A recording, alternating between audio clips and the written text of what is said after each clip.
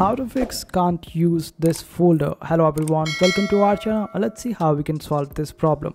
For this, just simply open up the settings of your phone, and after that scroll down and find the option of app settings. Simply open up apps, and here you would be able to find the manage apps option, or in some phones all the apps might appear over here.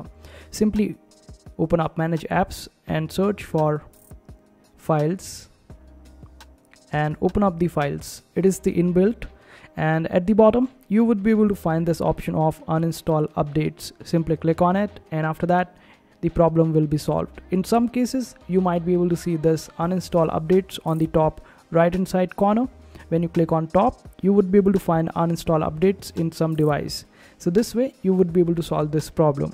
I hope this video was helpful. Make sure to hit that like button and also subscribe to our channel for more helpful videos.